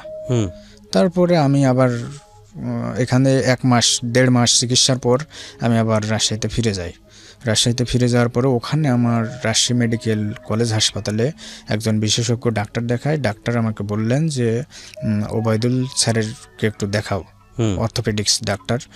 তারপরে ওনাকে দেখালাম, উনি ডাক্তার আমাকে দেখার পরে উনি বললেন যে হচ্ছে যে তোমার ডান পায়ের বলটা হচ্ছে যে নষ্ট হয়ে গেছে। আমি বলছি যে স্যার নষ্ট হয়েছে তাহলে কিভাবে নষ্ট হলো, কী কারণে নষ্ট হলো? বলছে এটা দুটা কারণে নষ্ট হয়, একটা হচ্ছে যে টিবির কারণে আর একটা হচ্ছে যে ভাইরাসের কারণে, মানে পূর্বে কোনো রোগ থাকলে ওই রোগের ইফেক্ট পড়ে ইয়ে হয়। তা তোমার পূর্বে কোনো রোগ ছিল নাকি? আমি বললাম, স্যার আমার স্টোমাক ক্যান্সার ছিল। বলছে যে ওইটার কারণেই হয়েছে মনে হয়। তারপরে ডাক্তার আমাকে ওখান থেকে ওই দিনই আমাকে রিফার করে দেয় ঢাকা ইবনে সিনাতে। আচ্ছা, ঢাকা ইবনে সিনাতে রিফার করে দিলে ঢাকা ইবনে সিনাতে আমি আসলাম। আসার পরে হুইল চেয়ারে করে আমি আসলাম। আসার পরে আমার বড় অনার্স ভাইরা, পরীক্ষা তখন দেওয়া হয়েছে না হয়নি? অনার্স পরীক্ষা শেষ, অনার্স পরীক্ষা শেষের পরের ঘটনা। হ্যাঁ, তার মানে রেজাল্ট মানে দিয়ে দিয়েছে, অনার্সের রেজাল্টও দিয়ে দিয়েছে। আচ্ছা, এই অবস্থায় আমার মানে মাস্টার্স ভর্তি হবেন বা শুরু করতে যাবেন এই সময়কার তো ঘটনা। এই অবস্থায় হচ্ছে যে আমি মানে ওখান থেকে ডাক্তারে বললেন যে আছে মানে পরিতোষ কুমার ঘোষ। আচ্ছা, বাই দ্য ওয়ে, এর মধ্যে আপনি অনার্স পাস করলেন তো না? জি, রেজাল্টে জি। তো আসলো কি সেকেন্ড ডিভিশন? জি আচ্ছা, না, ফার্স্ট ডিভিশনে। First division? আমার রেজাল্ট সবই ফার্স্ট ডিভিশন। মানে ইসলামিক স্টাডিজ ফার্স্ট ডিভিশন ছিল না, আপনার গ্রেড ছিল কত পেলেন আপনি? এটা হচ্ছে যে 3.16 3.16 আউট অফ 5 না 4? 4। Out of 4, good result. Okay, তো হচ্ছে হওয়ার পরে আমি পরিতোষ কুমার ঘোষ স্যার বললেন যে ওখান থেকে অবস্থা হয়ে গেল কি আমার এখানে আচ্ছা ইয়ে করে, আমার মনে হচ্ছে যে এখানে 3টা বিন করছে, মানে টিউবওয়েলের নলকূপ যেমন পোতে ওরকম করে মানে বিন করছে। বিন করলে আমার ট্রিটমেন্ট করতে গিয়ে ট্রিটমেন্ট করছে। তো মানে সিটি স্ক্যান যাকে বলে ওই যে FNSC, হ্যাঁ, ওইটা করছে। করার পরে স্যার মানে আমার অবস্থা একদম খারাপ, ওখান থেকে আমি একদমই হাঁটতে পারি না। তারপরে স্যার বললেন যে হচ্ছে যে তুমি যে ডাক্তারের এখানে পাঠিয়েছে এই রিপোর্টটা ওই ডাক্তারের কাছে নিয়ে যাও। নিজে? তারপরে ওই ডাক্তারের কাছে নিয়ে গেলাম, ওই ওবায়দুল স্যারের কাছে। ওবায়দুল স্যার বললেন যে তোমার 2টা বলই নষ্ট হয়ে গেছে। আসলে একটা না, 2টাই? যে মানে ডান পায়েরটাও নষ্ট হয়েছে, বাম পায়েরটাও। তা আমি স্যারকে বললাম, আমি তখন কেঁদে ফেললাম। তা আমি এত কষ্টের পরেও, এত সংগ্রাম করার পরেও আমি এইভাবে যদি আমার এখন পঙ্গু হয়ে যায় তাহলে তো আমার আর মানে বেঁচে থেকে কোনো লাভ নাই। তারপরে আমি এভাবে আসছে যে স্যারকে বললাম যে স্যার তাহলে আমার ভালো হতে হলে কি করতে হবে? বলছে যে 2টাই ফেলে দিতে হবে এবং মানে 2টাই ফেলে দিয়ে আবার নতুন লাগাতে হবে। তারপরে আমি কেঁদে ফেলে দিলাম। কেঁদে ফেললে ডাক্তারকে বললাম যে স্যার আমার স্টোমাক ক্যান্সার ছিল, এটার কারণেই আমার সয় সম্পদ যা ছিল আমি সব বিক্রি করে ফেলেছি এবং আমার বন্ধুরাও আমাকে অনেক হেল্প করেছে, কিন্তু এখন আমাকে আর মানে হেল্প করার মতো আমার কোনো মানে কেউই নাই, কারণ আমার লেখাপড়া শেষের দিকে। আমাকে একটু বলেন তো আপনার কত টাকা ব্যয় হয়েছে এই হেল্পের কালেকশন সহ সবকিছু মিলিয়ে? এটা আমার নিজস্ব টাকায় 15 লাখ টাকা খরচ করছি। নিজস্ব টাকা 15 লক্ষ টাকা। এই টাকা পেয়েছেন কোথায় আপনি? এটা আমার জমি ছিল, ওইগুলো আমি বিক্রি করছি। আচ্ছা, বিক্রি করার পরে আর বাদ বাকি আমাদের প্রায় 45 মতো খরচ হয়েছে। এটা হচ্ছে বাকি 30 লক্ষ টাকা আপনার ফ্রেন্ডে কালেকশন করেছে। সবকিছু মিলে 45 লক্ষ টাকা খরচ হয়েছে। এই 45 লক্ষ টাকা আপনি খরচ করার পরে ক্যান্সারটা কি কিওর হয়েছে? তখন আপনি কি তাই জানতেন যে ক্যান্সারটা কিওর হয়ে গেছে নাকি হয়নি? এখন ওই সময় যে ডাক্তার আমাকে রেজাল্ট দিয়ে দিল যে তোমার এটা হচ্ছে যে এখন ভালো পর্যায়ে আছে। ভালো পর্যায়ে আছে বলতে কি এটা কি শরীর থেকে চলে গেছে নাকি আবারও যে কোনো সময় আসতে পারে নাকি? মানে ডাক্তার বলছে যে মানে যে কোনো সময় রোগের তো কোনো ইয়ে নাই, স্টেশন নাই, যে কোনো সময় ভালো পর্যায়ে আসতে পারে। এখানে ভালো আছে, এখন ভালো আছে। তো হচ্ছে যে তুমি এখন স্বাভাবিক জীবনে আসো, এখন আর কোনো সমস্যা নেই। তাহলে আপনি সবকিছু খেতে পারেন না কেন? মানে আমি খেতে পারি না, আমার হচ্ছে যে ওই ইয়েতেই ওই যে রক্তটা পড়তো ওখান থেকেই আমি আসলে খেতে পারি না। মানে এরপরে আপনার অভ্যাসটাই গড়ে ওঠেনি নাকি হজম করতে পারেন? অভ্যাসটাই মানে আমার হজম শক্তিটা এখনো নাই। আচ্ছা, হজম শক্তিটা ঠিক আছে। তো তারপরে যেটা হলো যে এগুলোর অ্যান্সার হয়তো ডাক্তারই খুব ভালো দিতে পারতেন, আপনার জায়গা থেকে আসলে অতটা প্রপারলি এক্সপেক্ট করাটাও ঠিক না, কারণ এগুলোর অনেক মেডিকেল টার্ম আছে। তো বল চেঞ্জ করতে হবে 2টো পায়ের। হ্যাঁ, তো আপনার সামর্থ্য নাই। তারপর কি হলো? তারপরে আমি মানে বিভিন্ন জায়গায় মানে আমার স্যারগণকে বলতে লাগলাম। স্যারেরা বললেন যে হচ্ছে যে আমার স্যারেরা কিছু টাকা পয়সা দিলেন এবং আমার ডিপার্টমেন্টে আমি দরখাস্ত লিখলাম, আমার স্যারগণ টাকা দিলেন। দেওয়ার পরে আমি ওই টাকা দিয়ে বাংলাদেশে চিকিৎসা হই। কত টাকা দিলেন? স্যারেরা দিলেন হচ্ছে যে মানে ইয়ে থেকে মানে ওই ডিপার্টমেন্টের তহবিল থেকে। হ্যাঁ, ডিপার্টমেন্টের তহবিল থেকে 5,000 টাকা দিলেন। আচ্ছা, আর আমার এক বন্ধুর কাছ থেকে আমি 20,000 টাকা নিলাম। এভাবে নিয়ে আমি চিকিৎসা শুরু করি। এটা তো বল চেঞ্জ হওয়ার প্রশ্নই ওঠে না 20-25 হাজার টাকা। এটা মানে এটা হচ্ছে যে মানে বল চেঞ্জের আগের ধাপগুলো আগের ধাপগুলো বলছেন যে মানে আগের ধাপগুলোর পরে মানে এই ডাক্তার আমাকে যখন বলে যে তোমার 2টা বলই ফেলে দিতে হবে, তখন আমি হচ্ছে যে দিশেহারা হয়ে যাই যে আমি এখন কি করব। তখন ডাক্তার আমাকে বলছে যে পঙ্গুতে, আমাকে ঢাকা পঙ্গুতে রিফার করে দেয়। আচ্ছা, পঙ্গুতে রিফার করলে আমি ডাক্তারকে বললাম যে স্যার আমি তো আগে থেকে ইন্ডিয়ায় চিকিৎসাধীন ছিলাম, তো আমাকে ইন্ডিয়ায় যাওয়ার ব্যবস্থা করে দেন। ডাক্তার বলছে যে তুমি কি টাকা আমাকে দিতে বলছো? তা আমি স্যারকে বললাম না স্যার, আমি টাকা দিতে বলছি না, আমাকে মানে একটা দেন যে যাতে আমি ইন্ডিয়ায় যেয়ে চিকিৎসা করাতে পারি। তারপরে ডাক্তার হচ্ছে মানে রাগের উপরেই লিখে দিলেন যে better treatment to another country. তারপরে দেওয়ার পরে আমি মানে এখন যে ইন্ডিয়ায় যাব, আমার পাসপোর্ট ভিসার মেয়াদ 18 সালে মানে 19 সালে শেষ হয়েছে, 19 সালে জানুয়ারিতে, কিন্তু আমার ভিসা নাই, এখন পাসপোর্ট সবই আছে। তো আমি যে ইন্ডিয়ায় যাব এই টাকাটা আমার নাই। এখন যে আমার অবস্থা, তাতে আমার ভিক্ষা করা ছাড়া কোনো উপায় নাই। আমার মানে লেখাপড়া যেভাবে আমি শেষ করছি, আমার মাস্টার্স কমপ্লিট করেছেন আপনি? মাস্টার্স এর ভিতরে মানে মাস্টার্স পরীক্ষা মানে হয়ে যায়। আচ্ছা, হওয়ার পরে আমার মাস্টার্স এখন কমপ্লিট, আমার রেজাল্টও সব হয়ে গেছে। আচ্ছা, তো মাস্টার্স আপনি পাস করেছেন, সেটাও ফার্স্ট ডিভিশন মার্কস আছে? First division. ডিভিশন তো না, ক্লাস কত পেয়েছেন আপনি? কতর মধ্যে? এটা হচ্ছে যে 3.11 3.11 out of 4। G. Okay, Islamic studies থেকে, তার মানে সবকিছুতেই আপনার ফার্স্ট ক্লাস। জি। ওকে, তো তারপরে কি হলো? তারপরে আমি মানে এই অবস্থায় চলতে চলতে স্যারগণের কাছে যাই, শিক্ষকগণের কাছে যাই। শিক্ষকগণ আমাকে কিছু টাকা দিয়ে হেল্প করার পরে আমি এটা নিয়েই মানে ওষুধ খাই কোনো রকম। জি, ওষুধ খাই। আমার এখন যে অবস্থা, তাতে আমার ভিক্ষা করতে হবে যে অবস্থা। তা কেন বলছেন? এটা হচ্ছে যে লজ্জার বিষয়। তারপরেও আমি একটা ইউনিভার্সিটি থেকে মাস্টার শেষ করি, এখন সাধারণ মানুষের কাছে হাত পাতা আমার পক্ষে শোভা পায় না। রাজশাহী ইউনিভার্সিটিতে আপনি পড়াশোনা করেন? তারপরেও আমি হচ্ছে বিশিষ্ট ব্যক্তিগণ, যারা বিশিষ্ট শিল্পপতি আছে, তাদের কাছে আমি দরখাস্ত করি। কার কাছে করেছিলেন? আমি দরখাস্ত করেছি, ঠিক আছে, নামগুলো মেনশন করার দরকার নেই। হ্যাঁ, করেছেন। তারপর তো বিভিন্ন জায়গায় দরখাস্ত করলে ওনারা আমাকে হেল্প করে, কোনো রকম হেল্প করলে আমি ওই টাকা দিয়ে ওষুধ কিনে খাই এবং আমার মানে আমার কোনো রকম আমার হচ্ছে জীবিকা নির্বাহ করি। এই অবস্থায় চলতে চলতে আমার মানে ঈদ চলে আসলো, মানে ঈদ উল ফিতর চলে আসলো। ঈদ উল ফিতর আসলে ঈদের যে আমি জামা কাপড় কিনবো। কোন ঈদ উল ফিতর? এই গত ঈদ উল ফিতরের কথা বলছেন? 2018 মানে 19 সালের। গত ঈদ উল ফিতরের কথা বলছেন? হ্যাঁ। তাই ঈদ উল ফিতরে যে আমি একটা শার্ট কিনবো, একটা প্যান্ট কিনবো, এই টাকাটাও আমার নাই। আমি যে খাবো এই টাকাটাও নাই। পরে আমি একটা মার্কেটে, শহরেই মার্কেটে আমি হচ্ছে যে লজ্জা শরম ত্যাগ করে মার্কেটে টাকা উঠাই। ওইরা ঈদের আগের দিন রাতে। কি বলে টাকা ওঠান? যে আমার 2টা বলই মানে ভাইরাসে আক্রান্ত হয়ে আমার 2টা বলই নষ্ট হয়ে গেছে, তো আমার চিকিৎসার জন্য মানে হেল্প করেন। তো ওনারা বলতো যে হচ্ছে যে আপনি হচ্ছে যে ইউনিভার্সিটি থেকে লেখাপড়া করে এখন এই অবস্থা। তো যাই হোক, কোনোরকম মানে করতেন। করার পরে আমি এই অবস্থায় আমি প্রধানমন্ত্রী বরাবর দরখাস্ত লিখি। অনেকে আমাকে পরামর্শ দেওয়ার পরে আমি প্রধানমন্ত্রী বরাবর দরখাস্ত লেখার পরে আমি মানে আমার এলাকার এমপির কাছ থেকে আমি একটা প্রত্যয়নপত্র নিলাম। গণভবনে গেলাম। গণভবনে গেলে বললো যে, আমি বললাম যে প্রধানমন্ত্রীর সাথে দেখা করতে হলে কি করতে হবে? ওনারা বললেন যে হচ্ছে যে প্রধানমন্ত্রীর সাথে দেখা করতে হলে এমপির প্রত্যয়নপত্র লাগবে এলাকা থেকে, তাহলেই হবে।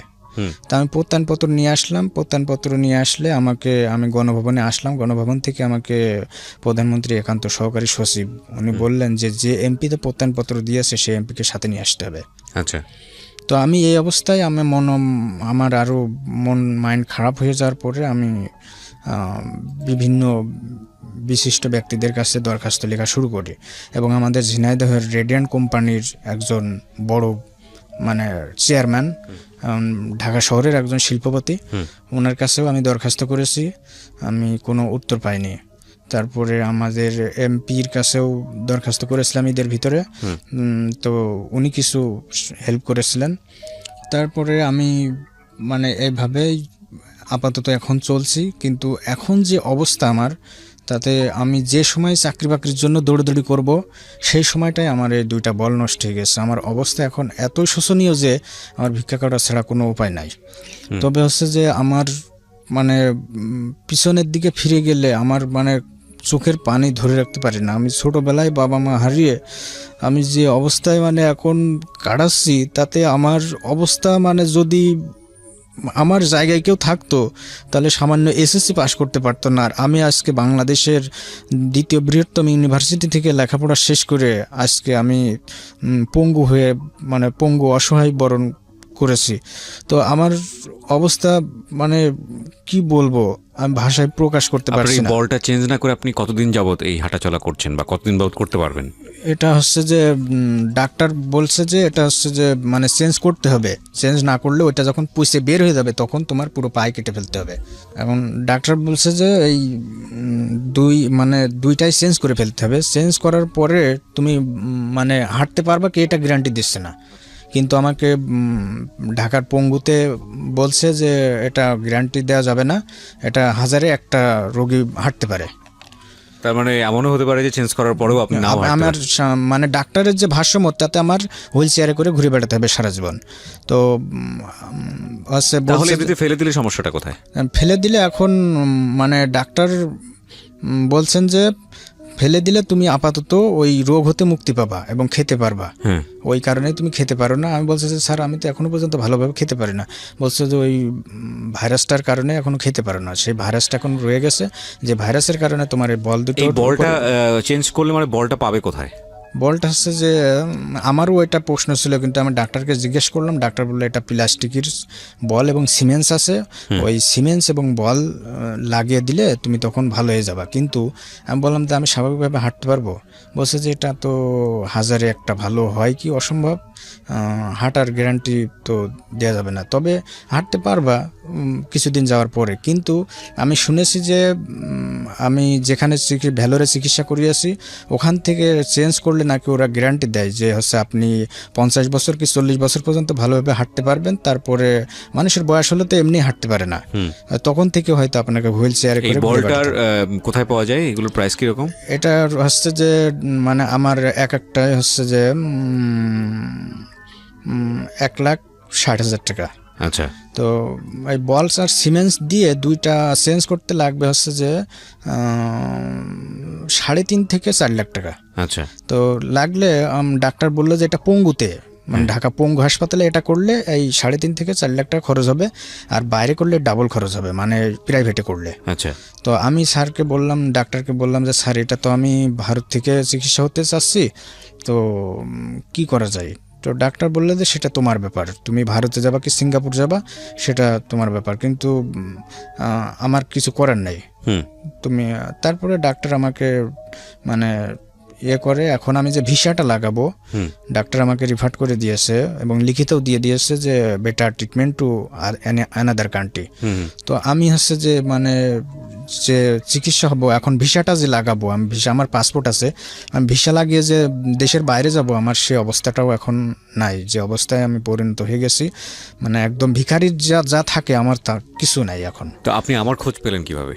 আপনার আমি লাইভটা আমার বন্ধুগণ অনেক বন্ধুরা আছে দেখতেন, আমার এই বন্ধুদের সাথে আমি অনেক 5-6 বছর কাটিয়েছি।